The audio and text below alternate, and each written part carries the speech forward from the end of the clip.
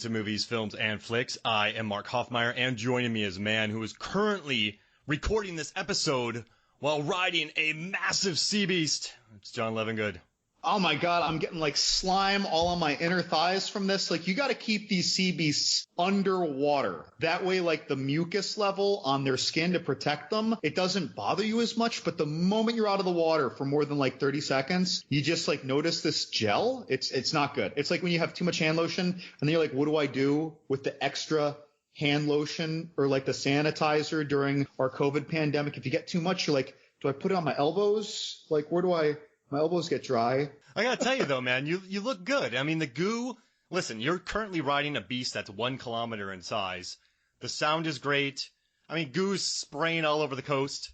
But I'm impressed, man. You were able to go into the hidden sea and get this trident, and you're riding it. This is awesome. I mean, I feel like I'm like doing the aquatic version of House Atreides for Dune. Well, Mark, that is the most readily that I've ever answered one of your ambush inquiries at the beginning of a pod. This is great. So our first 100 episodes, I guess if you've listened, John definitely had some trouble with it, but now you're just rolling with it, man. You're rolling with these. I was like the T-800 when it was fighting the T-1000, and sometimes it froze up while it was getting smashed into things, like it was processing. And now I'm like T-1000 level. I can a few hundred pods. I found my stride. Dude, you're nailing it, man. You're nailing it. I love it. And I'm glad that you're back too. I had to bring you back for this because it's been too long. We dedicated episodes 121 and 122 to a Sea Beast tournament. Actually, at Movies, Films, and Flicks, we did a Sea Beast week where it was just nothing but Sea Beasts. And then all month we just did Sea Beast podcasts. And in that, we had 32 Sea Beasts. And we had... it was tremendous. Yeah. It was a two-parter. Each episode was probably an hour and 45 minutes. But you should go back and listen to it because it's a lot of fun. And you and I, we've kind of been jonesing lately for some more Sea Beast action. And 2020 delivered on that front. I mean, they gave us some excellent Sea Beasts. So it only feels natural to do a 16 Sea Beast tournament, winner takes all setup. I think it's going to be fun. Absolutely. Yeah. And we even found a few stragglers that we didn't think of. Well, maybe we did think of them, but we were picking our top 32 back then. And even with honorable mentions back in March 2018 when we did those episodes, we still, it's not, you can't get all the Sea Beasts, but I think maybe now, with this third episode to complete this long-lasting trilogy, we might have given you guys the Sea Beast tournament trifecta you've all been waiting a lifetime for. I mean, people right now are just so happy. Driving, walking, cleaning the floor, listening at work. People are ready for this Sea Beast tournament. I'm ready for this Sea Beast tournament. I have so many notes. You're going to hear me turning pages today. It's because I have an excessive level of notes about these 16 competitors in here. So instead of breaking down the 16 right now, I want to just jump into the matchups, and then we'll kind of talk about who's there. That's true. So we're going to give everybody the 8 different matchups we have for round 1, correct? Correct. All right. I'm ready. All right. So let's start with the first matchup right here. So we have the Kikimora from The Witcher episode 1. Like right in the beginning when he's fighting the giant goblin swamp spider, I call it. The goblin swamp spider from The Witcher. And this time we're including Netflix TV and we're including movies. We wanted to mix it up. We wanted to give you all something different. So we have the Kikimora from The Witcher that our friendly Witcher, Henry Cavill, battles in a swamp bog. If you know me, you know I love swamps. You know I love bogs in movies, so this was perfect. The next one is The Lighthouse. The Lighthouse, directed by Robert Eggers, starring Robert Pattinson and Willem Dafoe. In this film, seagulls are smushed, mermaids pop out. I mean, people get these random scrimshaws. It might be there, it might not. Maybe the island is a sea beast. So, I mean, we don't know. But we're kicking off our tournament with some weird ones right here. Because, okay, I just want to start you off by saying our sea beast, it's loose. It's air quotes sea beast, John, correct? Right. Basically, largely marine, generally water monsters. There it is. Yeah. So, and if the fight takes place in water and the things hang out in a swamp or a bog, we know that's not a sea. But, I mean, this could be a water monster tournament, but sea beast sounds better than water monster. I'm with you. Water beast is no good. No. Absolutely not. Water beast sounds like something your kid plays with in the bathtub. It's the water beast! Like a He-Man. It sounds like remember those super soakers back in the day? A water beast. That's what that was. A water beast. You could call that, yeah. A sea beast is a sea beast. Water beast is the knockoff brand of super soaker. It always jams up. It's leaking constantly. It doesn't have appropriate water pressure. The pump breaks. The pump breaks right after you get it out of the plastic. You jump out and you're like, say hello to my little friend, and then you're pumping it up and it just breaks.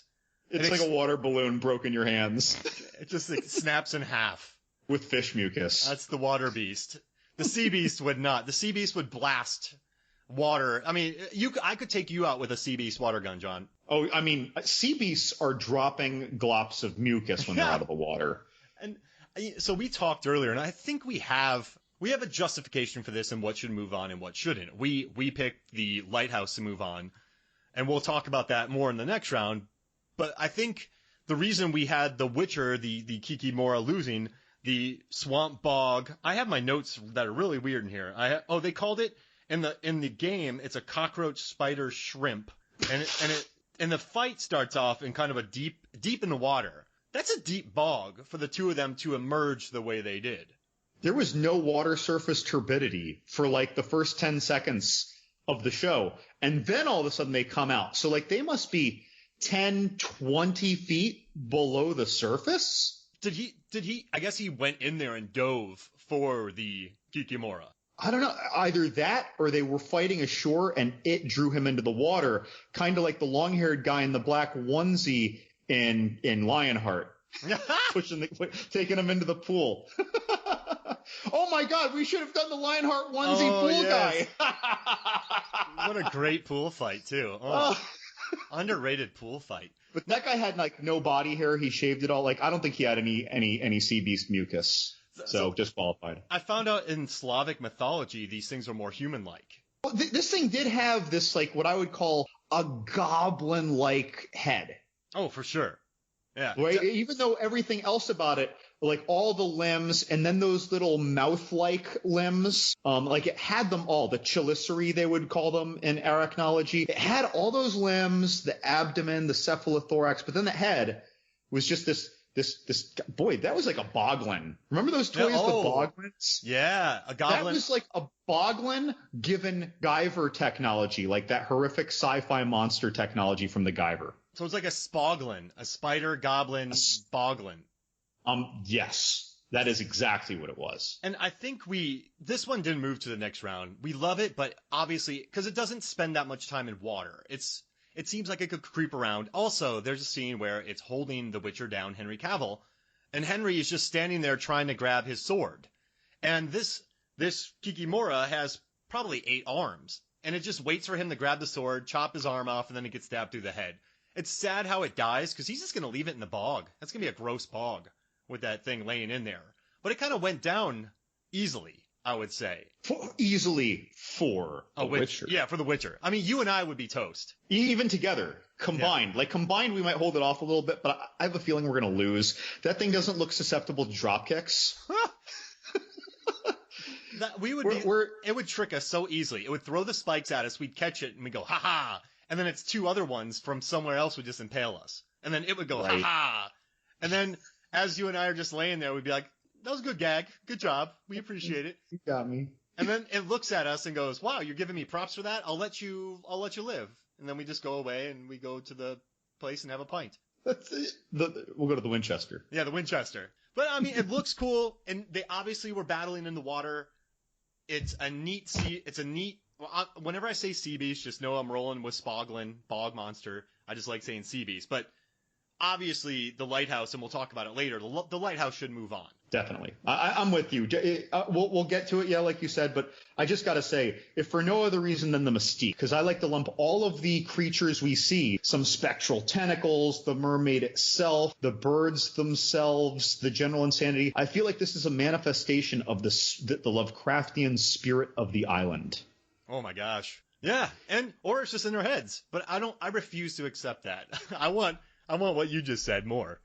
Well, but just in the Lovecraft, there's a lot of Lovecraftian influence, by the way, in this list, just by virtue of the movies that happen to have come out or that we happen to think about. There's strong Lovecraft going on. It wasn't deliberate. Even if it was because they were exposed and they saw the color out of space, if you will. They were exposed to something incomprehensible and indescribable and then went mad. And this is that microcosm of their madness. And it's not even the creature itself, but it's still a product of that insane infection.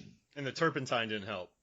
And the turpentine didn't help. And crapping in pots right by where you sleep and then sleeping, sniffing it all night. That's not good. And all the farts. I don't think. So many farts. I love it. And then, all right. So we got the lighthouse is moving on to the next round, and it's gonna go up against the really cool kind of neat sharks, the albino blind scarred up sharks from 47 meters down, Uncaged, the sequel to 47 meters down, or from King Arthur, The Legend of the Sword, the sirens. That I'm gonna let you explain this, John, because when I was watching this, I was researching King Arthur, Legend of the Sword. I realized this movie has a $175 million budget. The people who did the digital effects were from the Frame Store, and his name was Christian Kastner. This is a dude who's worked on Edge of Tomorrow, Gravity, Harry Potter, Captain Marvel, Dark Knight. I mean, this is kind of two beautiful, one ugly looking sirens here on purpose, but they're neat. They're neat creatures. And when I watched this, I knew why you liked it, because they're gooey. Right. When you first see them, it actually comes off as one mega organism. What's funny is that the sirens and, of all things, DuckTales. There was an adventure that they went on that was like the 7 Voyages of Sinbad way back in DuckTales, where the sirens were these 3 beautiful duck women singing. But when it emerged from the water, they turned out to be almost like 3 little antennae on top of the head of a giant, this one giant monster's body, almost like the glowing lure of a hagfish. So in that case, it was actually one creature and not several sirens. And at first, I thought that's what this was, because when we first see, I can't remember Jude Law's character's name, but he's our antagonist. Vortigern. Yeah, this wizardish wannabe king. And he summons it, and it's in the basement kind of chamber crypts of the castle. And it's this writhing ball of tentacles kind of comes up, almost like a rolling koosh ball of tentacles. And first the ugly one appears and you think it's just that thing, like Ursula from The Little Mermaid. And then the other 2 women come out, and then they separate, and they're almost, again, like Ursula, they're like squid centaurs. Yeah. And you even see the ends of their tentacles. They have some of those little squid flattened extensions on them, and it has this wispy, raspy voice letting you know it's something mystical and arcane, and it wants offerings of dead loved ones in exchange for dark powers to help him defeat Arthur. And it's everything dark magic that you would ever think of in fantastic movies. So these squid maids, these mermaid squids, these slimy squid maids, like, I thought the visuals of them were just so cool. And even though the CGI, even for its modern time and huge budget, did pop a little bit more than I think it should have, but they were doing so many tentacles at once. And I don't think they were putting the same level of attention to it as they did in Brave's hair. Yeah. Those tentacles were slapping though. When the sounds. Yeah, oh yeah. When it comes up into the water and you see how many tentacles it has, you just heard slap, slap, slap on the rocks. There's some good slapping noises, I'll say. It makes me think of like when they cut open the anaconda in Temple of Doom and all the eels pour out over each other, or in The Perfect Storm when they cut the net and all of those like mullet or whatever pour over each other with that slippery, slimy, just lots of that. Love that. And I love these creatures, but they get a very unceremonious send-off. I mean, we know the magic tower is destroyed, so they're dead. Or are the tower's done. So what does that mean for them? I mean, they might be some godly or demi-godly force that just is, and it might wait eons for the next civilization to come around, or just move on, or sleep like some entity, or like Godzilla, again, waiting for the next, I don't know. But yeah, they are a plot device, yeah, and not and not a featured creature. And I think that's why we picked the 47 meters down sharks to go ahead of them in this, because these are just slimy, good-looking sirens, which alarm should go off if you see one, because something bad will happen if you see a siren. You gotta give your dead family members to it. And even though they're attractive, they're gross attractive. Like their skin, like it doesn't look quite right. I never thought like that before, John. I never considered that. I explore the important details, Mark. Oh man, I was watching a movie the other day where someone was sitting in a massive chair, and they were just watching TV, and it made me think of you, drinking a sifter of Old Rasputin. Yeah, old Rasputin, watching a movie. Now I know what you analyze when you watch movies. It's one of the things. I have analyzed a lot of weird things in some of the trash that I have either deliberately or accidentally watched. I'll give another reason though that the Arthur Legend of the Sword Sirens should not advance, and that's that for them to really fight, of course these things would win. They're these godly spectral entities. But if you were to make a movie out of that, well, you can't just have them do some magic and then the sharks are dead, because that's dumb. Just like Freddy would probably invariably kill Jason on a level playing field. Instead, Freddy had lost his dreamland powers in Freddy versus Jason. And Jason had the power. And that's what leveled that playing field. But if you just had Freddy with all of his dreamland powers, it wouldn't be fair. He could go Super Freddy with a power glove. He could turn Jason into paper and shred him apart. It's like my Freddy versus Jason argument. You would have to come up with a clever gimmick for this fight to work. Can I ask you a very important question? I'll allow it, Mark. So Jason Voorhees spends a lot of time in lakes, and in New Nightmare, Freddy, to get to his lair, you have to go down a massive water slide. Are they sea creatures? That's tough. It's more like they happen to be in the water. I don't know. That's if we needed a wild card, we could recruit them. Yeah. And people would think it was festive. If we're in our 18th tournament, we might have to pull them. Yes. Probably. If we did round 4 tomorrow, we gotta pull those cards. We definitely gotta pull those cards. But again, it's like these sirens would have to be totally dumbfounded and lose all of their magical scrying or clairvoyant abilities. And that's funny though, because if these sharks just wandered into their crypts and somehow they were just busy scrying on Arthur for an evil wizard king, and then they just start chomping away recklessly. They can't even see. That is funny. That is the battle I want to see. Oh, sequel. Let's make it happen. That's what I want to see. Oh man, I would love that. All right, so we got one of our quarterfinal matchups is going to be the Lighthouse versus 47 meters down uncaged. No one ever thought that ever, and I'm very happy that we have it. So in our next matchup, we have the Ravenak from The Mandalorian, Episode 1, Season 1, in the very beginning on the Ice Planet. So we have the Ravenak from The Mandalorian versus the, giant bioluminescent creature who's a jelly-like substance who releases parasites, who's maybe a hadopelagic species that might or may not be from the deepest region of the ocean, that puts slime on boats, which then forms parasites, and then if you put it in a water tank, it then forms one creature. So yeah, it's Sea Fever versus The Mandalorian. And this was the easiest pick for me to move to the next round. So, I mean, for me, The Mandalorian scene is awesome. It's exciting. It's funny. The creature looks cool. But for me, that is a moment. That is an awesome moment. It's an awesome scene. And I don't think about that creature beyond the fact that that was awesome. You know what I mean? Whereas the Sea Fever creature, I thought of first a giant sea anemone. And I thought of these other parasites almost like the equivalent of flukes from actually, if anyone saw the Slugs movie in 1988, the slugs have these blood flukes that get in people's heads, and then they like parasitize them, they kill, they bleed from their eyes, their heads explode.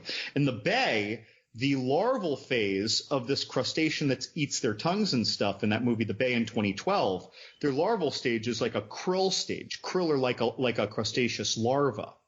And so they are so small that they're getting into their bloodstream and killing them in weird ways. So I feel like this is either some weird early metamorphic phase, or it's just an associated other organism of the sea. But when I thought of the sea anemone, what I thought of when we finally look down, like later than halfway down the movie, and you see this huge. It's the size of a small cruise liner. Like I thought of Greek mythology, Charybdis, where the big whirlpool with Scylla and Charybdis, the whirlpool that people associate with it when it drains, it's been depicted in some movies actually is almost like a sarlacc pit in the ocean.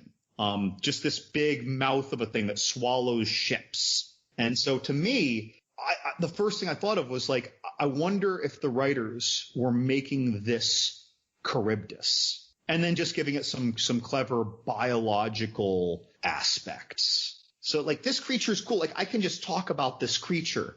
There's a lot to it. I mean, and I like the movie too. I really enjoyed the movie itself as well. Do you have any cuts on you right now, John? Well, no, Mark. I don't know what you're talking about. I'm just covering this zit that I have from earlier. No, you can't see it. His eyes just exploded. It's a bad. Ah! No, the eye exploding was dumb. I'll give it that. That was dumb, but it was fun and exciting. And that's what slugs did. And I think the Bay did something like that too, actually. I think that's what they were going for. The biggest problem for me with the Mandalorian and the Ravenak is Mando parks miles away from this bar, walks there on the ice, gets to the bar, gets somebody else, and he has to take a ride back to his ship at the Razor Crest. And that's when the thing's a problem. Why? This thing could bust through the floor of that cantina he went to. It's a very strategic monster, but I love the look of it. It's almost like a walrus hippo. The way its tusks are, the way it opens its mouth, the way it hangs on to. And I love that it's such a dangerous world, and I like, Mando electrocutes it, he doesn't kill it, so we know this cool beast is still alive in the water, freezing water, murdering people. It seems more of, like you said, a moment, a matter of convenience. I want to know more about it and why it didn't just light up everybody else. Right, like this thing was that cave fisher ambush monster in the caves of Big Trouble in Little China. Yeah, absolutely. It just grabs someone, it's awesome. All you do is talk about how awesome it was, and you're going to say that for your whole life, but you're not really getting into the story of that creature much. No, we know nothing about it. We know that it has great timing. I mean, it caught a vehicle that was moving at maybe 30 miles an hour? So it is fast enough to properly angle itself for a perfect attack. So it's got that going for it. So it's a good hunter. I appreciate that for it. But yeah, I mean, it's an easy win. Sea Fever goes forward, and we'll talk more about that as we get along in the tournament. Its matchup is going to be between, we did something random. So you and I did a Cure for Wellness episode. That's one of my favorites that we've done. I love that movie. Really great episode. And in that film, eels are used to be pushed into people, which then filters water through people, and then they distill it, they filter it, and it gives life-restoring elements to these rich people and this evil man named Heinrich, played by Jason Isaacs. So there's scenes where eels are pumped through people's mouths. A lot of eels. Eels in bathtubs, they're everywhere. Versus the Screamers. So this is a movie by Sergio Martino. These things are fish creatures. They are kind of humans that were made into fish creatures, and they were designed by, the guy who did Massimo Antonello Galeng, and he worked on Cannibal Holocaust, and he worked on Devil Fish. So they look cool. My biggest problem with these creatures, though, in Screamers, is they can be beaten up with shovels quite easily. There's a scene where in the beginning of this film, these Screamers rip people apart, rip guts, rip throats. They are powerful. They go after submarines. They are legit. But there's a scene later on in this film where it's one man with a shovel just bonking the living daylights out of these things. So they lost a few points, and that's what made this one close for me. I didn't know which way to go with this, John. What did you know what you wanted immediately? So, I mean, the wellness youth-sucking eels are interesting. But again, I'm going more with plot device.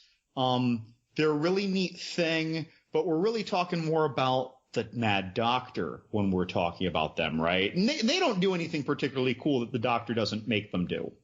Yeah. Right? And they eat him at the end, though. Right. Yeah, they get him.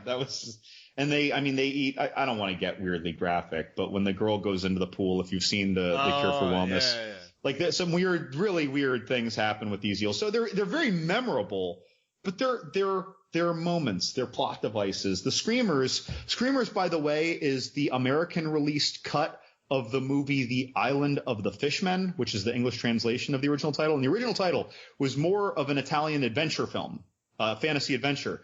But then the Screamers cut is that movie, but it also had all these gory scenes that were made. So when they initially released it in Italy, they took out all the gore. They wanted it to be fantasy adventure, Atlantis, almost like Voyage of Sinbad stuff. The Phantom, the set builds like that. The caves reminded me of the Phantom, like a yarn, an adventure yarn. Yeah. And so, but I saw the horror cut, which I'm happy about. And I liken these things, well, and this is an H.P. Lovecraft story that this is based on. I think it's called like Island of the Fishmen.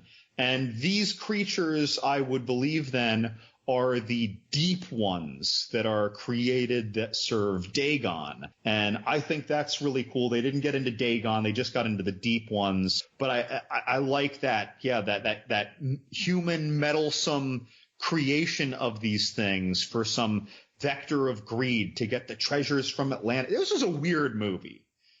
This really was like an Indiana Jones Sinbad movie crossed with an ichthyoid fishman horror gore movie. And I'm with you about the inconsistency of their power, but with them, I'm going with the zombie lethal hypothesis. Zombies are inversely as dangerous as the number of zombies that there are. When there's one zombie, it's always really hard to handle, and it's like overpowering them. It's somehow fast. When there's 89 zombies, they're slower. They can't do anything right. People are shoving through them somehow all of a sudden. I think that's just this phenomenon that we see so many times in movies. You're right. And some do get shot like zombies and they don't die. They just can't fight a guy with a shovel. That dude is whack-a-moling the Fishman. Look, I do not want to fight a man with a shovel. No one wants to fight somebody with a shovel. See, if someone has a knife, this is not a joke. If someone has a knife, I feel more comfortable fighting them with the knife than without the knife. Because most people don't know how to use a knife. I'm running away. Like Al Pacino says in The Irishman. If they have a knife, run away. I'm drop kicking them. But again, with a shovel though, I'm worried about a shovel. I am really worried about a shovel. Did you see what Ash did to his girlfriend with the shovel? I mean, listen. We know what happens in movies when you're good with shovel. You get it right through the mouth. Yeah, and then get decapitated. Or at the throat. It's horrible. These fishmen saw it, but we do like them. We're gonna give these fishmen from Screamers a pass. They're moving on to the next round, the Battle of the Sea Fever crew. You happy about that? Oh yeah, a couple of them lived. And a couple of them had a great monster makeup or monster effects. You notice there were two different monster designs? No. What were they? So there was one monster design that you see when there's only one on camera. Like in the very beginning. Oh, the hero. It's more detailed and a couple scenes later. And whenever there are a whole bunch of them, they use a different rubber monster suit. And it's a little more basic looking. It's less detailed. But the good one is really good. And the basic ones are whatever. It's what I expect from 1979 Italian horror adventure movie. Well, that's Zombie 101. You got the good zombies up back, the decent zombies in the middle, and then just some people you throw some blood on in the back. That's right. Yeah, that's right. You got the heroes. No, but I mean, cool. I'm excited to talk about them in the next round, but I do want to say I love how the guy who tried to stay immortal by getting eel juice is killed by eels in Cure for Wellness. That's what you get. Yeah. That's what you get. If you're an evil eel guy who's lived for a long time on eels and eels kill you, are you going to say fair enough? Yeah. The irony. I mean, he was finding nice old people who were just trying to stay healthy, and he was even draining them with eels. Yeah. That's not right, Mark. Nope. That is not right. Go get the miscreants who are starting random bar fights down there in where were they, Switzerland or whatever. Go get those assholes and drain their life. Why are we taking the nice, well-to-do, polite old people who are just doing their best? And it's not right. Would you say that his activities were illegal? Oh, Mark. Yes. That's what I was going for. They were evil. Evil. Yeah. Oh, I love it. All right. So we're moving on. We're moving on to our fifth matchup, which are the alligators from the 2019 film Crawl, which I adore. Listen to the episode. And what's the best way to explain them? The kind of sirens, fish people from the 2017 film Cold Skin, who look beautiful, by the way, and I really like them. The guy Arturo Balsero, he designed them. He's also worked on Pan's Labyrinth. He did Devil's Backbone, and he did The Wolfman, which all look great. So a lot of talent behind there. So we have the kind of, I don't know, fish people, like aquatic creatures with intelligence versus alligators in the wonderful $15 million movie Crawl, directed by Alejandra Aja. So, John, you love Cold Skin. You want to kind of talk to me why you included these creatures? And I want to give you one cool thing, and I know you know this, but in there, the one of the creatures is named Aneris, and that's Sirena backwards. I did not notice that. Yeah. I did not know that. That's okay. Yeah. I thought it just because Aranis is a flower in Spanish. I just thought she was like flower that you eat, not like a flower that blooms. So okay. First off, I love that movie. And these fish people, what makes these fish people different is that most of the time we talk about fish people, we talk about Hellboy, we talk about creatures from Black Lagoon, we talk about Screamers or That Is Island of the Fish People. Those are ichthyoid humans that are very monstrously fish-like. Whereas in this movie, these almost look like a race that you would see living next door to the Gunkins or living next door to Aquaman, right? Like these look they're so human. They're like the Star Trek race equivalent of looking so human with just these subtle, I mean, not subtle, but with these ichthyoid features, right? And again, even though this is not credited to any H.P. Lovecraft story, I associate these very strongly. I'm just assuming the inspiration, again, of Deep Ones from H.P. Lovecraft's work. These kind of minions that are created, kind of like in Screamers, that would then serve Dagon, this kind of large sea Lovecraftian demon. So I really like them. They were very humanized towards the end. It was weird, the relationship in there, but I like them. Crawl. So Crawl was neat. What's neat about this too is that it's a lot versus a lot. I don't know where they're saying this was in Florida, not far from me, by the way. They seem to think that alligators are like schoolfish. Like there are a lot of them and they're all big, and most alligators I'm not actually that afraid of on land. Like I'm like, that thing would really hurt me, but I'm going to get away. Like, they're not, those are big gators in that movie. They were alligator in the sewer gators. I like that this movie, they show a gator farm that the storm probably wiped out and a bunch of huge gators who are used to humans got loose. I don't know if that's the case, but I don't know if you know about the python. And that can give good credence to the numbers, right? And Aja even said, he's like, listen, this is a movie about alligators killing people. It's not the most realistic thing, but he also said that he went out of his way to make them as realistic as possible. He wanted them to be, one thing I'd like to is, I'm not making a movie about dinosaurs. I'm not making a movie about monsters you've never seen. So I want to show these gators a lot. And in this movie, you get a lot of gator scenes. And that makes me really happy. And also, I'm going to write an article about it because I've been watching it a lot. And we have a podcast, we have an episode about it. I've written a lot about it. But I love all the bird's eye views shots. I think they use these beautifully in this film. When the gator's swimming between the father and daughter. In the bathroom when the gator attacks. I think this movie employs bird's eye views beautifully. And I just like how there's really nothing like these are just gators. There's not the gator that wants to get revenge on somebody. There's not the gator that wants to, it's not malevolent. They don't want to do this. And one guy who worked on it, his name's Dickon Mitchell. He also did King Arthur, he worked on. He's a guy who does a thing called Robo-Moko, which is robotic motion control systems. And so he's worked on Aladdin, Wonder Woman, Wolfman, King Arthur, Jupiter Ascending. This guy has worked on some of the biggest films ever. And on this $15 million budgeted movie, they were able to get him in here. And there are some gator shots that are definitely CGI, but I love how the gators move in this. I grew up in Florida. I saw gators all the time. I canoed with them. But watching the gators move in this, obviously it's a movie, but I dug it. I love them. I like the simplicity of it. I think Aja is a beautiful director. I thought he did a great job with The Hills Have Eyes, with Piranha 3D. And I like the story about this, but mostly I love the gator. I don't know, man.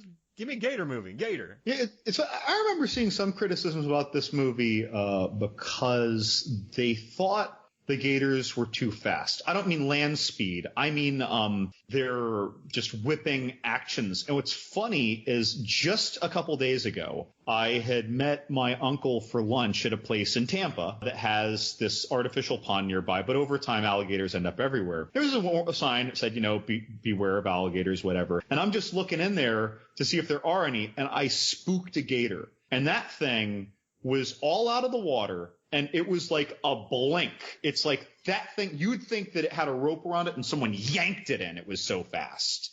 It wasn't big. It was probably only like 5 or 6 feet long. But still, like, they have a striking speed to them. I mean, they explode. I guess I'm not comparing them to, if you look at their brethren, the crocodile, you watch them grab a wildebeest from the water.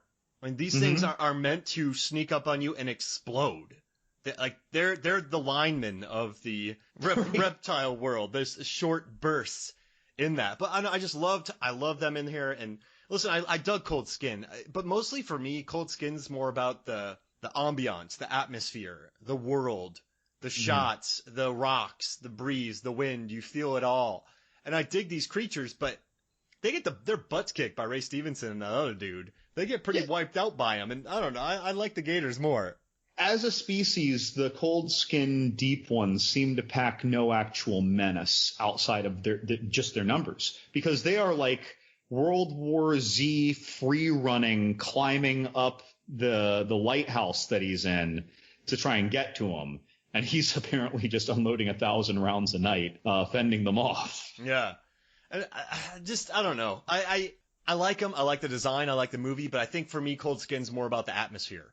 Not about the creatures. Yes. Cold Skin, despite all the action, is more filmy, and Crawl is more about celebrating the creature and ripping Barry Pepper's arm off. And poor Barry Pepper. I liked him in that movie. Yeah, I like Barry Pepper in most movies, don't I? I think I do. And my favorite part of this film is that Kaya Scoladario's character is a swimmer for the University of Georgia, and their mascot is a gator. No, Florida. Yeah, Florida. I'm sorry. What did I say? Georgia. Oh, geez. I live in Georgia. Yeah, they're the UF, and that's a gator. Bull gator. You were making a bull gator by accident. Hey, now. You were making a bull gator. Big bull gator. But bull. Yeah, all right. But gators can be like bulldogs if they get a hold of you. But I love it makes me laugh. A UF swimmer gets attacked by just a fleet of gators. It's so out there, and I dig it. And this is a $15 million movie, man, that looks beautiful. I can't think of another low-budget film that looks so good. Actually, I got one for us coming up, but I'll talk about that later. So we're going to move Crawl ahead of Cold Skin. Crawl, the gators are moving forward. And they are going to meet either the Seesaw from Star Wars Episode 8, The Last Jedi, or the gigantic Carathan voiced by Julie Andrews in Aquaman. So we have a seesaw, which Luke famously milks and gets the awesome green milk from it, and he just slurps that stuff up. And I did some research on this, and I think it's really cool that during some of the prequels to this, there was a Boo Boo Wampa Family Farms. So they would go there and get this milk from the seesaws and go sell it. This sold around the world. And this is when Luke is on the planet Octu, And these names of these sea sows are called thala sirens. And what's neat is that these things were 18 foot tall. They were full-size puppets. And they had to get a helicopter to take these sea sows to the island that they were at in Ireland. And they had to wedge the creature into the rocks with 2 people inside of it. So they had to, I just love that they had to fly these 18-foot full models to a craggly rock face so that Mark Hamill can drink green milk from it. But they're docile, they're chill. I don't know, how do you think they deal with that gigantic sea beast that we see for 3 seconds off the coast of Octu? I mean, that thing is massive. It is 2 times the whale size. I don't remember that thing. Yeah, it's a blink or you'll miss it. I don't even remember that. Yeah, I just watched that movie like a month ago. Yeah, it swims right by in the background. It's a blink and you'll miss it thing. But they got some predators in that. They have some predators in that sea. But they're super relaxed. And I just got to ask you a question before we get to the Aquaman. I did a post where I figured out how long it took Luke to get comfortable enough to drink the sea sow's milk. Because you don't just go to a planet you've never been on before, see a large sea beast, and just walk up to it and just start drinking its milk. So how many days, weeks do you think it took him to get comfortable? You're implying also for the creature to trust him, yes? Yes. Yeah, okay. So I mean, is he trying once a day? Well, here's the thing. Yes, he's trying once a day, but he goes with the caretakers probably in the beginning to watch them do it. So it gets familiar with him. And then they're like, we're not doing this for you anymore. You have to do it. So I wonder, I don't actually think it would take that long, because if that thing is getting milked regularly, sometimes I think if you just walk up and not be nervous, it's almost like a dog. I think that if you walk up looking nervous, it's more about you just learning to be comfortable approaching it and handling that thing. So I don't know, 3 to 7 days. I'm putting it on a short end, 3 to 7 days. I'll bet the first day, like, he gets within 10 feet of it, and you know how, like, if you're in a field, a cow like that's grazing will just look at you and freeze, and then you freeze and you're like, oh, I shouldn't get any closer. I'll bet the first day he didn't get any closer than that. Like, he just saw it and he's like, not today. Like, that could have happened a couple times. He gets within like 5 feet of it 2-3 days in, and then eventually, like, he's like right there in touching range, and it's looking at him. He's like, is it gonna attack me? Is it cool? Like, I'd be nervous. So 7 days. I want to say 7 days. What was your estimate and rationale? I think I came up with 23 days because he gets there, he's all mopey, right? So I added more moping time. Okay. So and no confidence in his approach as well. He's getting jet lagged. He probably doesn't want to eat for a few days. And the caretakers I added in a whole backstory. Okay. Now, let's talk about this Karathan from Aquaman, because it's hiding in the hidden sea. I don't know how it feeds itself. I don't know how most of these animals feed themselves, to be honest with you, but they do, so it works. With this Karathan, does it punch a hole through the Earth's core to destroy thousands of sea beasts so that Aquaman can look awesome and become the king of the ocean? That seems so recklessly dangerous for the entire planet. How does it get to because it punches through the Earth's, it punches through the surface. Like, yeah. Not the surface. It punches through the ocean floor. Right. I'd almost want to hope that it had some system of huge caves and it burst out or something. I don't. It's going to the ecosystem's going to be really interesting after this battle. Yeah. Well, I mean, you even addressed separately that, you know, just like all the destruction from the tidal waves around the world. Like, that movie, people talk about, oh, Man of Steel, I can't believe how recklessly it destroyed the town. It took out a few buildings. Yeah. A few blocks. This is like miles of coastline across the planet. And that's where all the populations are. Exactly. Like, I don't mean miles like 2 or 3 miles either. That was, how big was that tidal wave? That thing was like half a mile high. Well, and also it hit the entire Atlantic coast. So they show clips from all over the world and all the aircraft carriers that were in the area, the battleships, the warships, the docks, all the boats that were docked, houseboats, shipping boats. I found a thing of all the boats trailing the ocean, and thousands of storage boats would have been blown up. So I love it, though, because that's the 40th craziest thing in Aquaman. That's why I kind of like it. Imagine also the dissemination of all of the debris on those boats. Yeah. Like, this is just all of the fuel on those boats that will eventually be loosed, even if it takes a while to rust through, right? Like, it's so much. Baby turtles that are being hatched on the ocean. He killed the crap out of a lot of stuff. Yeah. It was not good. Not good. Yeah. And I mean, I like this Carathian, and it was developed by Justin Raleigh, and he's worked on Conjuring, Insidious. He did Splinter, John. I figure you would love that. Oh, I love Splinter. He helped develop the creatures for Westworld, Tron Legacy, Spider-Man. So he does a lot of molds. He did Insidious. So yeah, this guy has a lot of creature effects. And listen, I like it, but Aquaman rides this creature into battle, and it murders all those lobsters that are just trying to fight those crustaceans. The crustaceans are being attacked, and then almost all of them get wiped out. So imagine that. You're hanging out, and your area gets attacked. And you're like, I'm not going to succumb to you, Orm. And then your future king destroys the entire populace. It doesn't seem very cool to me. That seems like a slightly ignorant move on my future king. So that's why I gave the sea sow. That's why we gave the sea sow the win. It's just a cool, relaxed creature that gives life and is pretty cool. That sea sow looked like a mix between Anakin's owner and the Phantom Menace. What was his name? Like Watto? Yeah, or Watto. something? Yeah, Watto. So it looks like a cross between Watto and a sea elephant. Oh, I love that. You just nailed it. All right, so Watto the sea elephant's going to be meeting Crawl in the next round, and we're going to move on to our last two matchups here. So we have Justin Benson's and Aaron Moorhead's film, The Endless, released in 2018, versus the Underwater that was released against Sweetheart, which was released in 2019.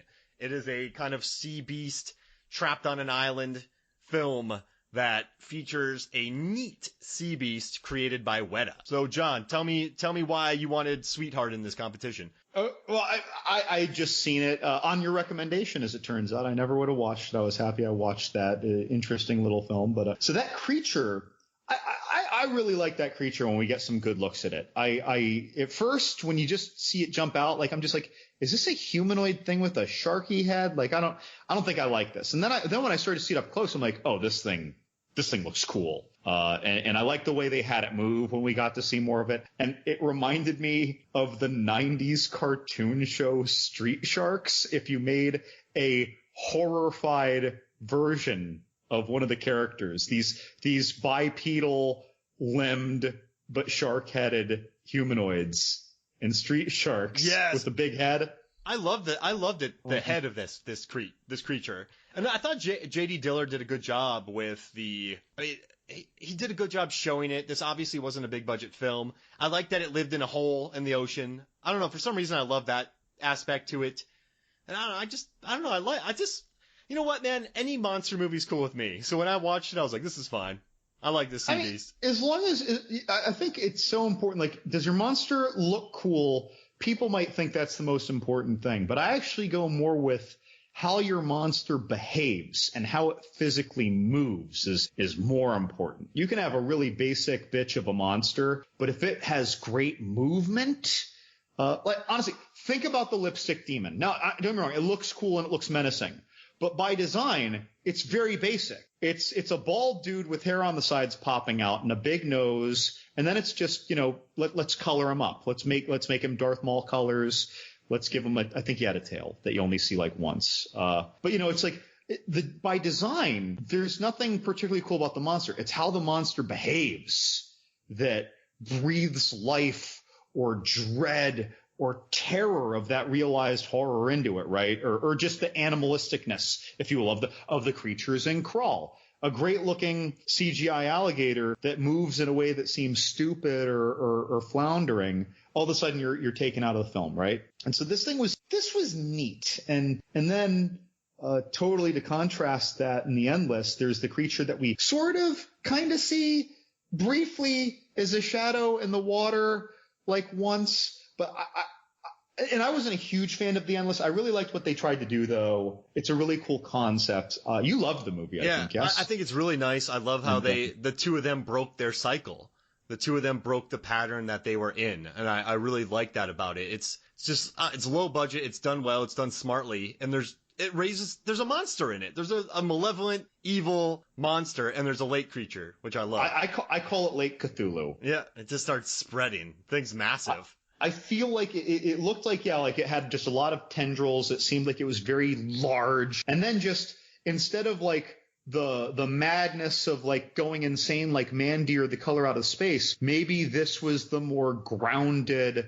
I'm not saying that the writers were doing anything Lovecraftian, but it just felt like I like the idea that it's a Lovecraftian creature, and so I'm just expanding on that, right? But it's like, what if that madness was reliving the same thing and knowing you were reliving the same thing and not being able to escape that? Maybe that is their madness, or maybe they're just sitting in a corner drooling after they saw something horrific, and this is their Jacob's ladder. Ooh. Yeah, I mean, because he sees something down there. He sees something in the lake, and that bird's eye view is meant to tell us, yes, that's a literal shot. There's nothing figurative about that. And the directors, they wanted something in there. They just wanted it to be mysterious. So they're not saying fooled you or trying to trick you. There is something in there. And I dug that. And I found something cool about Sweetheart.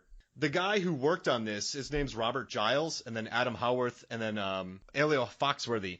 I mean, these people have worked on Hobbit, Bloodshot, Pacific Rim, Mad Max Fury Road, 2049, Men in Black, Bloodshot, model makers on some of the biggest movies that have been made. So this is a low-budget movie, but I think some people from Weta, which they're unbelievable, all the Lord of the Rings, Bloodshot, all these movies, they were finally given a chance to go off on their own. And so Weta is such a massive job with Hobbit and all that. It looks like these people got to go make their own creature. Does that make sense? They were given a promotion to give their own creature feature. And I could tell they embraced that about it. And I love the creature, and I love that it gets decapitated and she leaves the head on the beach. I like Kirstie Clemens. She's a solid actress too. I dug her in that. But we had to give the Endless the vote to move forward, just because now we talk about things being plot devices or moments, but this is you know what's interesting? When I saw this lake creature, I didn't have any questions. And for me, that's when I know it's good. I didn't go, what is that? Why is that there? What's that? Who's that? Why is that? That wouldn't happen. I just went, whoa. That to me... Right. It's like you have just confirmed that there is some greater power that you were musing the whole time. Like, is there some greater power? Okay. There's something. And, yeah. And instead of saying, oh, well, what the hell is that? I want to know. Yeah, right. It's like, I agree with you, actually. That reveal was very poignant and tactful while still being like a mouth open, totally silent, like shock for me. Like, whoa. Yeah, I love it. It made me so happy. I dig it. So that's moving on, and it's going to meet, we have 2 movies left. So we have I'm going to have you explain one of them, then we have the 2020 film Underwater, which I did a bunch of research and I have some fun on, from an Underwater 2020 film directed by William Eubank, starring Kristen. Stewart, I've always been a big fan of hers. Adventureland, I dig. I really like her a lot in Personal Shopper. She's solid. And then you have another cool T.J. Miller, all these other guys. But it's basically what I love about it. It's underwater. It's in the Mariana Trench, 8 miles underwater. There's this oil rig that gets under attack. And it's just these people trying to survive against these clingers and an eventual behemoth. So you have these gigantic sea beasts, lots of them. The characters, I guess, are secondary to me, but what I love most about the movie is the economy of it, how it's just go, go, go, go, go, go, go, go, go, go. We gotta go. And I love that about it. It's very kind of Alien when everything kicks off. Aliens when everything kicks off. I really dug that about it. Now I'm going to have you introduce the next movie that it's up against, because this is your pick. This is a weird little... I watched this. This is a weird little thing. Yeah, I assume you just watched the segment about the sea creatures, but this is Necronomicon Book of the Dead, 1993. And it stars Jeffrey Combs, and that alone probably makes a lot of you listeners, if you haven't seen it, think, oh, I'm going to go buy this on Amazon. Good luck. I've been trying to buy this movie, and I'm not kidding, for 20 years. And the only way you get it is like a used VHS for $80 or a $80 European region DVD. It's a pain in the butt, but it's on YouTube, and it's a kind of misframed cut, but I still enjoyed watching it. But one of the segments of this purely Lovecraftian anthology, hence Necronomicon, that's an H.P. Lovecraft creation, is This man inherits this seaside manor. It has a cursed history, and that cursed history in his lineage is linked essentially to Lovecraftian creatures in the sea. And we actually see three forms of sea creature. We see something that you would think is one of Bill Nye's crewmen in Dead Man's Chest. It looks like this Abe Sapien turned monstrous wearing a big hat, and it has like a cloak of seaweed and shells and oysters, fishnets and oysters, right? Like that thing is kind of the harbinger of his ill fate. And I liken that again to one of the deep ones. We're going to just see some typical tentacle horror where some tentacles come out of some kid's mouth, and that's just whatever, kind of a throwaway stupid gag, but I like seeing tentacles and stuff, so good for that. And then there's this, it's kind of a throwaway to call it a sea beast, but it's meant to be this Cthulhu-like kraken creature because, again, it's an oceanside manor.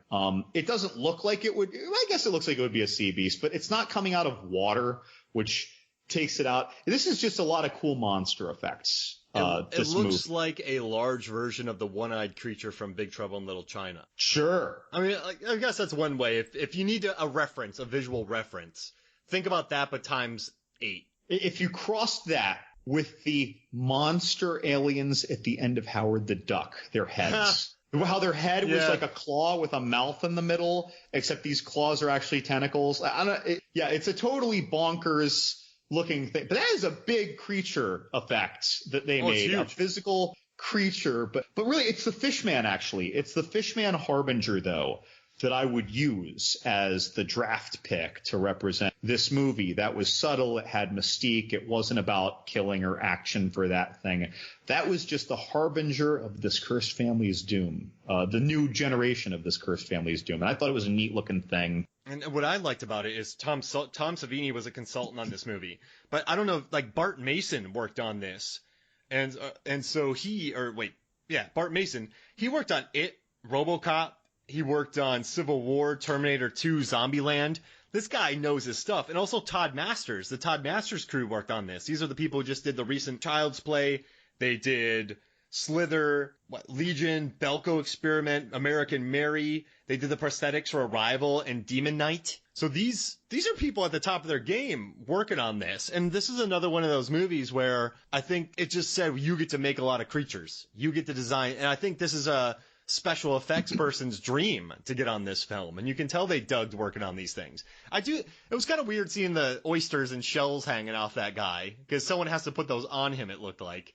But other than that, and the hat. But I mean, they're neat. It's cool. It's fun. Yeah, and that whole movie, by the way, all the segments have multiple very different creatures and gooey and or gory effects. There are a lot of actors, and you'll recognize actors from all the segments. So the main actor in this one, I can't think of his name, Bruce something. He was the bad guy, the bald bad guy under Jeremy Irons in Dungeons and Dragons, Under Wizard. And he, in the third Warlock movie, replaced Julian Sands. Wow. He's a poor man's Julian Sands. Yeah. But he's been in other stuff too. He's like a bad guy, I think, in an Eric Roberts movie or two. The under bad guy under Eric Roberts is the bad guy typically.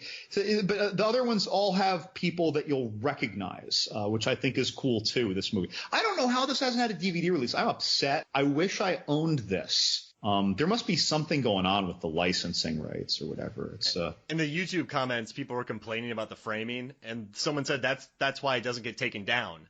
Because if you have a perfect 4K of it, people will just watch it. So if the framing's funky, people will watch it to get their fix. But if a DVD comes out, they're going to buy that. Right. So I understood that. But listen, we got to go with Underwater, and that's going to move forward. And I did some research on this, which I thought was really cool.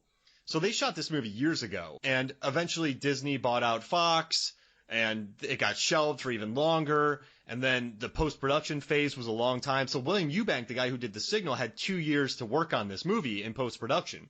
He didn't have much money, but as he was working on this film, this creature was originally, it was just a behemoth. It wasn't a Cthulhu-type creature. But Andy Muschietti came and saw it, and he's the director of It in Chapter 2. And he's like, well, that'd be cool if you did this. So with their main visual effects budget, they put some tendrils on the thing's face and kind of and per the director, they couldn't change it wholesale because CGI is so expensive. Like King Arthur, Legend of the Sword, those elephants took 2 years, and that's a $175 million budget. So they did what they could do it, but this wasn't meant to be Cthulhu. I hope I'm saying that right. They just added some things to it in post. They couldn't wholesale change it to make it look more like it, but they added things to it to make it look close enough to it. Well, another thing, though, is that the director, this bothered me a little bit, but it's whatever. It's his movie. The director went on. So I was talking about this movie online. I reviewed it. I'm talking about it online. And I was just saying, like, to everyone that I thought this was Dagon, and those were his deep ones. Even though it has some tentacles, it struck me more as Dagon than Cthulhu, and the association with the deep ones, if you will, those fish monster clingers, right? Someone actually brought up an article to me that the director went on record saying that it was Cthulhu. No, it became Cthulhu when he was really deep into post-production. And right, so, but he went on record. Yeah, of that because he called it that. But I just said that Andy Muschietti came and said, "Hey, that'd be cooler instead of being the behemoth, this squid creature. You make it into." So he went into this not thinking it was, but after some talks with some directors, and they were like, "Oh, let's make it a little more mystical." They changed it. That's why you think it looks like Dagon, because they didn't go into it trying to make it look like Cthulhu. So now they're saying it is him, but it doesn't look like it because they didn't have the money to change all the CGI to make it look closer looking. But I wish he just said it was Dagon and just said Dagon had tentacles. I mean, I pulled up some images of Cthulhu, and it's for a non-Lovecraft. I don't know anything about Lovecraft, but for me, looking at the two pictures, I'm like, I get it. But Dagon's associated with the deep ones, though. Yeah, but this movie wasn't about any of those. This was just about a behemoth that had things draped on him. And then someone later on just said, "Hey, you should just turn this into this and make those that." And he's like, "Okay, cool." Because this movie was delayed for a long time. I mean, this movie was delayed for years. So I guess you're saying it doesn't look like him, but like, I just think. No. What I don't like is that he went on record calling it anything specifically. I mean, but he's saying something after the fact, and he's denying you of what you interpreted based on the product that he gave you. It never bothered me. As soon as I saw it, I'm like, I think John's going to like this. Like, I loved it. Yeah. Let me be clear. I love this movie. I love this movie up and down. I just wish that he just, it's some Lovecraftian monster, and didn't give it a specific, because it just, I had people attacking me, Mark. I had people attacking me on the line. They're like, "No, it's this." He said it. And I'm like, whoa, but it looks like this. It's okay, I guess so. Whatever. Yeah, people were jumping all over me. I'm like, can we just like this film together? Yeah. Can we just like this film? I have a question, John. With Lovecraft, are you into him more than most people? Than most people. I think most people have never read any of his stuff or realized. For most people the people who know about Lovecraft, are you into Lovecraft more than them? It's tough to say. I specifically love Lovecraftian movies, and I recognize his icons and themes more from the movies. I read some of his work once when I was in high school. So I'm not as much on the literary side. Got it. And you just like the look of his creatures in the movies. Yes. In old comics, they use his monsters a lot in Dungeons and Dragons, even in the 1970s iteration of Dungeons and Dragons. So I always liked them from that too. That's kind of how I learned about them. I guess I wouldn't have cared one way or the other. I guess he just pulled a late audible and said, "Oh, screw it. Let's just make it this." So I guess you can like it. I guess you can't, but it's still a neat design. I like the look of these clingers. I like that you could, we'll talk about, we have a whole other tournament to go on to here, but let's just say that Underwater's moving forward. We're down to 8. Let's take a quick break, and then when we come back, we'll declare a winner. How's that sound? All right. All right, we'll be right back. Welcome back to Movies, Films, and Flicks, and it's down to 8, and I think we should get this going. What do you think, John? You ready for the next matchup? I'm raring to go, man. I've got side bets going on. I'm like the crowd in Bloodsport or Lionheart, trying to get that long-haired dude who's pushing Van Damme in the water to win. I'm the crowd from Hot Shots Part 2. I'm going gummy bears, sprinkles, sprinkles. All right, so we got an intriguing matchup here. We have the Lighthouse versus 47 Meters Down Uncaged. And I did some neat research into the Lighthouse and how they came up with stuff. And one of the guys so Vico Shirabani did a lot of the effects on it, but there's a guy named Adrian Morat who worked on Crawl, of course, that's why this movie looks so great, but he also worked on Martyrs. Ooh. Yeah. And 2008 or 2015? Oh, the original. And he also worked on Death Race, which is a movie we just talked about. And he does a lot of models and practical effects. He also did Warzone, 300, and Battlefield Earth, but don't hold that against him. Punisher Warzone? Yeah, Punisher Warzone. Love that. Yeah, that's one of my favorites. And so very talented cast. Robert Eggers knows exactly what he wants. You know, they did a lot of work in this. There's entire articles, and part of the language here, but there's entire articles about this mermaid's vagina. If you type that in Lighthouse, there's entire articles. They're like, we're looking at oysters, we're looking at this, and it was all... When Robert Eggers makes a movie with The Lighthouse, or the Witch, they built those sets with only tools that you had back then. He thrives for authenticity, so it came down to just being authentic as possible with these mermaids.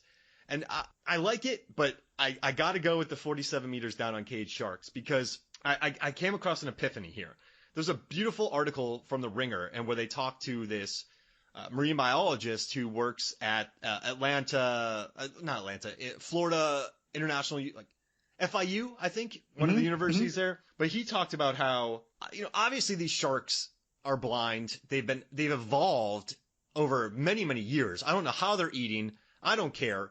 But they brought this up. 47 meters down on Caged is basically The Descent, but with sharks. Not quite. Sure.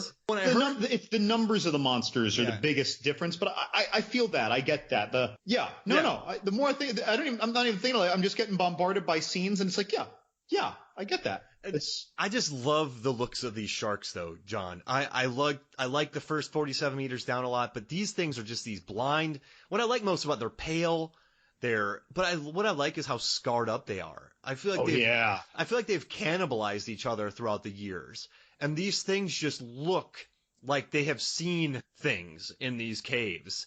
And I like the way, this is a $12 million movie. This is not expensive. And they shot the entire time underwater, which means it's much more expensive with the camera, the divers, everything, the safety. So for these sharks, for these excellent shark scenes that they got for $12 million, I love these sharks, man. I mean, I don't think the writing's as good as the first film, obviously, but these sharks are what sell it for me. And they remind me of the crawlers from The Descent. I'm with you. These things look and behave awesome. They're a little inconsistent with their behavior, but I'm blaming that more on the writing. Just like, again, like you say, what are these things eating? The evolution line, even though, whatever, a teenager said it, like, maybe we're not supposed to believe that's totally credible, but that doesn't really make sense either, given their population and the amount of time that would take. But they're so cool. Like, someone could have just changed the writing and gone piranha and been like, oh, millions of years ago, some sharks must have been isolated in this underground water cave system.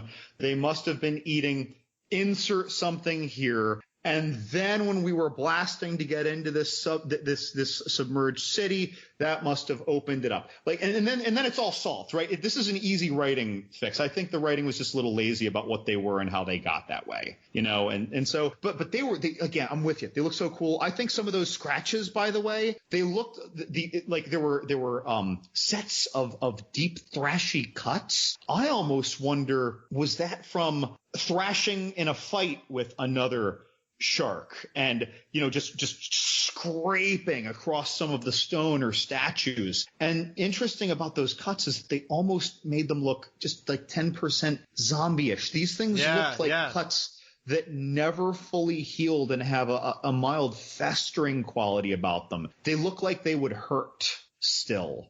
In their eyes, sure, that just looks cool. Everyone thinks that a cool blind monster with no real thought process is terrifying. That's just always cool. So yeah, this was neat. Again, I hate the writing. I do, but I enjoyed watching this, a lot more than I thought I would, especially when the premise was revealed in the first, 10, 15 minutes. Yeah. A lot more than I thought I would. There were some great shots. I love the 47 meters down, flare shots. Those make me happy. I dig those. And so, listen, The Lighthouse was made my top lists of 2019. When I turned in my nominations to the Georgia Film Critics Association, I had Willem Dafoe as Best Supporting Actor. I mean, The Lighthouse is clearly a better film, but I just love sharks and I love The Descent, and that's why these sharks are moving to the next round. I love them. Again, these are the monsters you celebrate, right? I picked The Lighthouse over Witcher because they had the mystique versus a scene worthiness. And this, the sharks are this is like Crawl. We are celebrating these creatures throughout the movie. In The Lighthouse, we are punctuated with some really cool, thought-provoking mystique, but we aren't like kicking at the screen, getting excited. Like, you get in this. This is like a Rocky movie of monsters. Yeah, I was really happy. I left on a high after seeing these. And then they get out of the caves, and then they have to battle other great whites, and that just made me laugh too. It's so cheeky. So again, I didn't like the writing, but I enjoyed the movie quite a bit. But is it a popular opinion that I think that Part 1 was much, much better? Yeah, and meaner and twistier. Yeah. And I think I'm going to say it. I love that flare shot. In my head, it's iconic. In the first one, they tried to kind of mimic the flare shot in the second movie. And whatever, it looks fine. If I didn't see the first one right before, I'd be like, okay, that's an okay shot. Instead, I'm just like, oh, you totally failed to recreate that. Yeah. And I mean, the first one's better. That's the consensus. Because it's a good movie. It's a gut punch of a movie. And I only watched Part 1 because I wanted to see it before seeing Part 2 for this pod. Yeah. I had constantly, you always raving about, I'm like, I don't know if I almost always come back to you, Mark, and I say, God, you're right. I really like that. You are really on point most of the time for the movies that I am afraid to watch. And when I saw 47 Meters, that like Mandy Moore in a shark movie, I'm just like, come on. I loved 47 Meters Down. I mean, she's a good actress. You hire good actors, and you have good sharks. You have a good movie for the most part. You hire good sharks. Yep. I mean, there's casting process for this. All right, so that's moving on to the next round. We got 47 Meters Down on Cage beating a Lighthouse. We love the Lighthouse, but more creatures are in 47 Meters Down on Cage. Now we got Sea Fever versus Screamers or Island of the Fishmen. John, these are two movies you introduced to me. Tell me who should win and why they should win. I'm just curious, by the way. I've asked you this about a few movies. When I recommend some of these weird movies to you, I'm like, Mark, do you regret watching the movie that I suggested to you? What were your feelings about Screamers? It was fun. It was fun. It was good. Okay, it's like I never need to watch it again. Yeah. That's my feeling. I never need to watch it again, but I'm glad I saw an Italian adventure fantasy horror movie. Well, and that's also too, man. I don't ever like thinking I'm above anything, and I've never watched an Italian Fishmen movie before, and I think it just helps open up your world to more cinema. So Barbara Bach's in it. That's cool. So I mean, it's just a neat. I don't know. It's fun to watch, and I like the sea beasts, but Sea Fever, man, that sea creature's next level. For me, in both of these, we see a lot of creature, but this, Sea Fever has that. And again, for me, it's almost like this. It makes me think of Greek mythology made biological. Like I just loved that. I thought it was spectacular. Plus, that is a movie that I paid to rent. It wasn't cheap. I think it was like $7 or $8 to rent it. And now I'm going to buy it. Like, I want to own that movie. It's not underwater good. Okay. It's not there, but I really like this movie. This is like a Leviathan or a Deep Star 6 for me. It had a tiny budget. It's hard to compare. And I love how big that creature. Do you think that it thought the boat was a whale? Because they weren't allowed in that area to go into. Do you think that thing thought? Because remember, that was one of the theories. So I don't necessarily think that it thinks. I think that you know what I mean. Reacts. Yeah. Like there was a moving thing, and that stimulus elicited it to try to attack it and feed on it, right? Yeah. Like I'm leaning on that. Like, yeah, it could have attacked that by the same manners by which it would attack a whale. Huge. That thing must have been like, I don't know, 50 or 100 feet across before its tendrils started to emanate. When she was swimming towards that thing, it was gargantuan. What did you think about the water tank and how it kind of cannibalized itself? Oh, when it was reproducing? It was a bunch of little creatures and became one big creature. Right.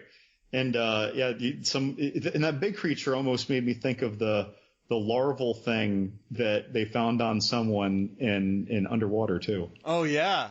Just like one of those early metamorphosis stages of something. It makes sense. It's like if you have a praying mantis egg case and you have it in a jar and they hatch and they're all out and there's 50 or 100 of them, you know what's going to happen in 3 days? There's going to be about 20 of them and they're going to be about twice the size. Yeah. And in another 3 or 4 days later, there's going to be about 2 or 3 of them and they're going to have doubled in size again. And that's just what happens.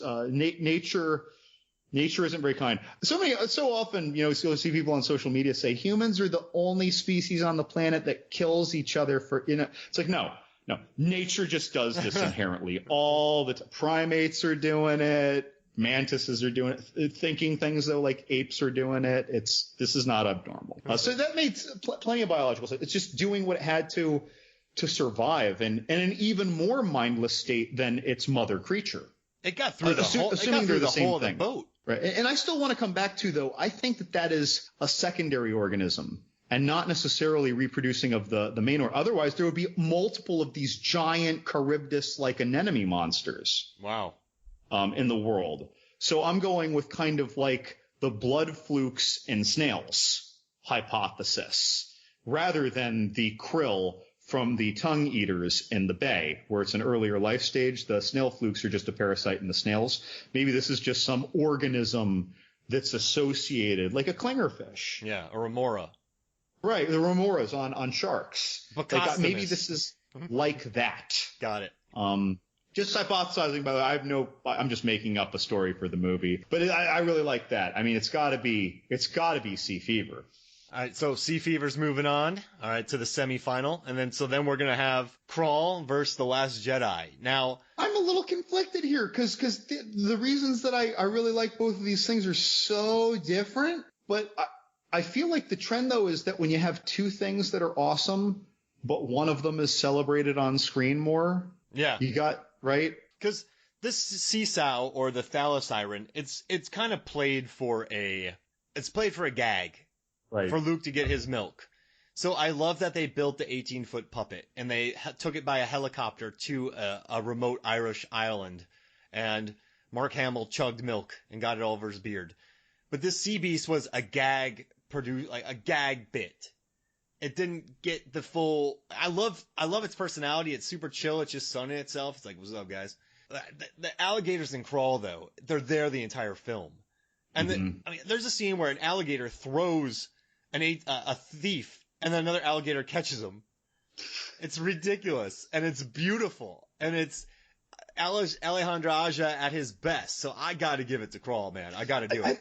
I don't remember. Did it fall, or did it kind of flop and knock the boat, and it teeter-tottered him? No, it threw. Did it throw him? Yeah. I don't remember. It threw there's a bunch of people getting thrown in this movie. It's beautiful.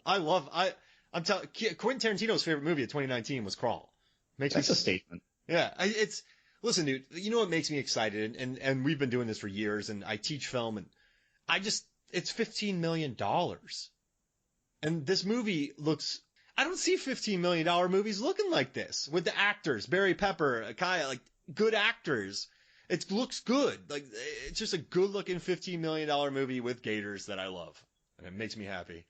So yep. Gator, it's funny. I wish I knew its budget before I saw it the first time. Because when I saw it the first time, I was like, yeah, it's all right. Like this is fun to watch. And I like the characters. I did like the character dynamic a lot. But like I was just like, yeah, it was a good movie. And then later, I think I heard you and Johnny Num talking about it in the pod. David Cross.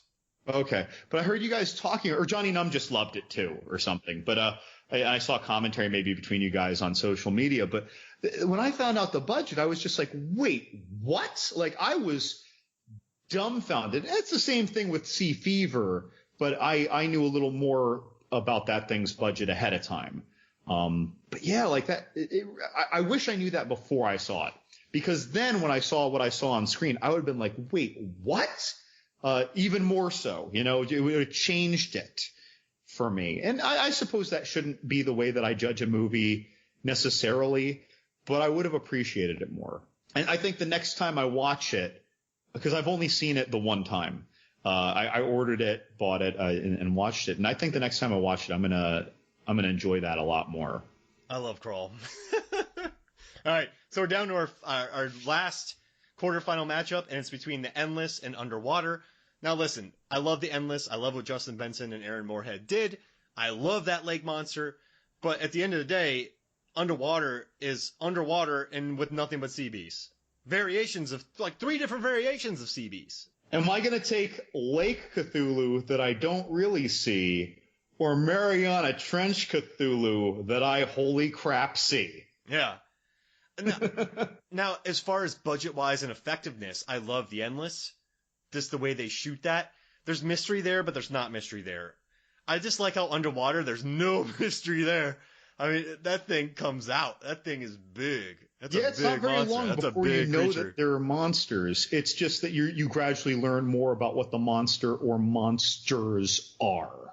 But yeah, there's very, and you know right away, you know, even the movie poster, no one's going to see this movie not knowing if there's a monster or not. You know, so it's like you know there's a monster of some sort.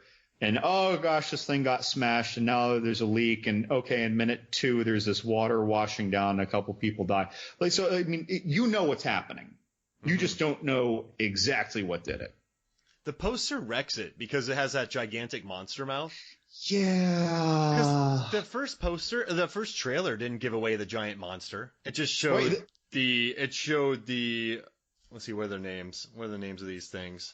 And the first trailer just showed the clingers. It didn't show the behemoth. Yeah, a momentary clinger too, like in a flash going into the darkness, and yeah, you almost thought that it was like the trench monsters from Aquaman. Yeah, those things. And I wish I hadn't seen that gigantic mouth because I was waiting for something massive. And then I was like, oh, this is gonna be a kaiju. So, but listen, we love the Endless though. We love. I love this. I love the Endless. You love the scene in the Endless. It did good to get to the next round, but it's not going to defeat Underwater. So we're going to move Underwater to the semifinal. How's that sound? I mean, and let's just say that in the Endless, that was when Cthulhu from Underwater went on vacation to its lake house. Yeah. And then we sighted it in an aerial shot in shadow form in the water. So really, they're both winning. Because it's both him. So he's moving on. Either or, it's him moving on. Yeah, we got a lot of Cthulhu. All right, so this is tough. And I'm flip-flopping here. We have 47 meters down on Cage versus Sea Fever. Both low-budget films. Both one has a good script. All right, John. I know we kind of talked about this in advance. I love the sharks in 47 meters down on Cage. We've talked about how scarred they are, how great they are, but that sea creature in Sea Fever is massive. It's cool. I'm sticking with my pick, though, John. In a perfect world, which one would you pick? I really like them both for very different reasons. They're both, one of them is a little more exciting and the other one instills a little more horror with the effects that we get. I'm going to say that while I like the creature much more in Sea Fever, the ultimate reveal creature, if you will, I think that you have a lot more creature fun and thrills with, and I'm not saying 47 Meters Part 2 is a better movie. I don't think it's a better movie, but you get better thrills. If you want to have fun with the sea creature, who wants to have the most fun with the sea creature tonight? You got to pick that. If I said, who wants to watch the better film with the sea creature tonight? Well, duh, it's going to be Sea Fever, but that's not what we're doing, Mark. This is the roller coaster episode. Yeah. We got to pick the blind, terrifying roller coaster. The crawlers from the Descent become sharks. What if the crawlers from Descent were riding these things? That's just ridiculous. All right, so we're moving 47 meters down on Cage to the final, but we do appreciate and like the Sea Beast in Sea Fever. Any listeners, I cannot endorse Sea Fever enough. When I started sharing that review on social media, I had loads of people saying, I had no idea what to think, but I read your review. I've got to go see this. And I just gave a couple vague screenshots. You didn't see the big creature or anything. And they were just, okay, well, someone who we trust says something really great about it. Got to go see it. And that was nice. Go yeah, on. 47 meters. Those monsters earned it. All right, go watch Sea Fever. We're moving that on. Now, this one hurts my soul. It does, because I adore Crawl. I adore it. And there's a lot of water mayhem in this. There's a lot of, I mean, if you think about the 4 we have one where they're stuck in a cave with albino blind sharks. Sea Fever, which takes place entirely on sea beasts. Then we have Crawl, which takes place in Florida during a hurricane with alligators just running amok, swimming, lots of watery death. And then we have Underwater, which is entirely underwater. So I think our semifinals were strong, John, in the spirit of sea beasts, in air quotes. Mm-hmm. So it's by that we got to move Underwater to the final. It breaks my heart, but it's sea. It's ocean. It takes place in a Mariana Trench. It's dedicated completely to that. Now, I love in Crawl how they get away from their house after a beautiful bird's eye view of an alligator swimming between them, and then a wave pushes them back into the house. It has a wicked sense of humor, but I guess I'm going to go with Underwater. Yeah, I know what you mean. Like, Crawl is a lot of thrilling fun. Underwater has thrilling fun, but they're trying to punctuate a little dread with it, and it's more punctuated in its delivery. Crawl is you're always waiting for the next moment of something to happen, right? Yeah. And that's really cool. But I don't know. I like, even though Underwater got a bad rap because of how basic the plot. Like, it's like there's like no plot, That's and I'm the like, best I part don't of it. care. I don't care. Yeah, I don't care. Screw that. Like I don't know. Okay, like the whole thing about I'm gonna save you because of I had this happen to me and I want you to do this. Yeah, yada yada. I love the narrative economy. Boom, ship gets hit. We gotta survive. We gotta move. We gotta go. Oh, he's dead. We gotta move here. I gotta move here. I got lost. I gotta move.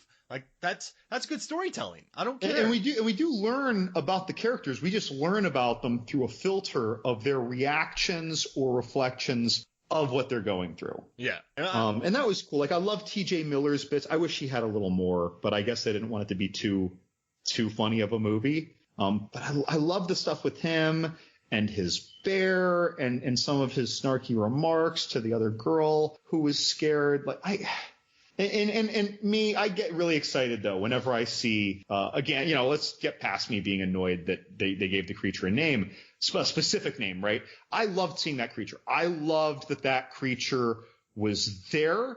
So regardless of how much or little it looks like whatever, I knew that was a Lovecraftian monster.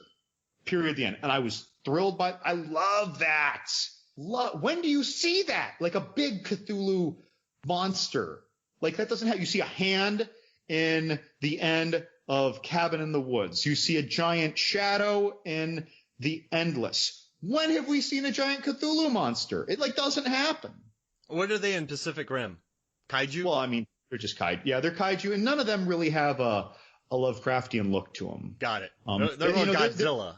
They're Godzilla inspired, right? There or other Japanese cinema where, giant robot people fight, like Ultraman or something, fight giant monsters. Got it. That's not to poo-poo it. I love Pacific Rim and the kaiju. I love those. Where's my third Pacific Rim movie, by the way? How is that not happening? They made money. I'd love it. Where's that? I mean, maybe they're just waiting for all the Godzilla movies to peter out and I can enjoy them instead. But yeah, no, Underwater, I think it earns it. It's a tough call. This is one of those things. It's almost like when you did your Pixar draft, though. Even when you had the number 22 out of 22 movie, it doesn't mean you didn't like it. That's right. And at this point, we were narrowing it down to the top 2 to make that decision. That was in the top 3 then, or top 4, if you will, of our 16. I want to tell you something random that I learned. Guess how much merchandise the 3 Cars movies have sold? Tickets, merchandise, all that kind of stuff. DVDs. How much money? I feel like you're going to make me feel badly for all my friends with kids. No, this is good. $20 billion. Okay. That means my friends with kids spend a lot of money. No, but see, I hate, what annoys me is people hate on the Cars movies all the time, but these movies were meant for kids. Every kid I've met has liked the car movies. And they don't complain about Toy Story. It's a movie called Toy Story. It's meant to sell toys. You can't make... They're better movies, but I like the car flicks. I enjoy them. And I just don't like it when people are like, it's a Pixar movie. This is a kid's movie. Yeah, it's made for kids. That's what I know. That's my tangent.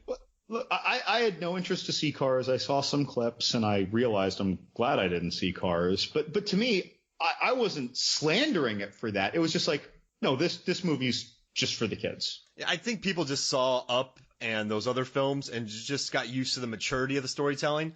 And then when Pixar released a kids film, they rioted. Yeah, like WALL-E and your Inside Out. Yeah, Toy Story 1 and 2. I didn't see 3 or 4, but I loved 1 and 2. Loved them.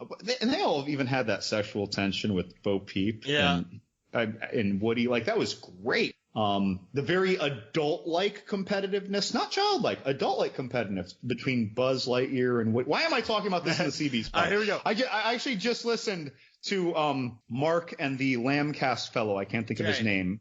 Jay. Their episode covering the Pixar rankings, and so it was just fresh in my head. I was listening to it today. Yeah, it's a fun app. Listen to it. So we have a good final here, John. We have Cthulhu versus blind, albino, scarred up great white sharks. Yeah, what a weird pairing that is. You couldn't make that a movie fight. Unless there were hundreds of those sharks. Well, here's the thing. You know me, John. My favorite film is Jaws. My favorite movie is Deep Blue Sea, and my favorite flick is Jaws 4. And one of my favorite horror films, my top 3 horror films, is The Descent. The Descent. So this movie is in my wheelhouse. I mean, this is. It's interesting how the swimmers, they don't have flippers on to swim with, which is kind of weird for scuba divers. Because Megan, in underwater. Yeah, Megan kept talking about that. Like, I'm sorry. In 47 meters down. Right. It's odd, but I'm telling you, man, these sharks are so cool, and I think they might teleport a little bit. I don't know how many there are, but I just love the look of them. And that at the end of the day, that can't win them the final. I know they're great. They look great. There's a lot of them.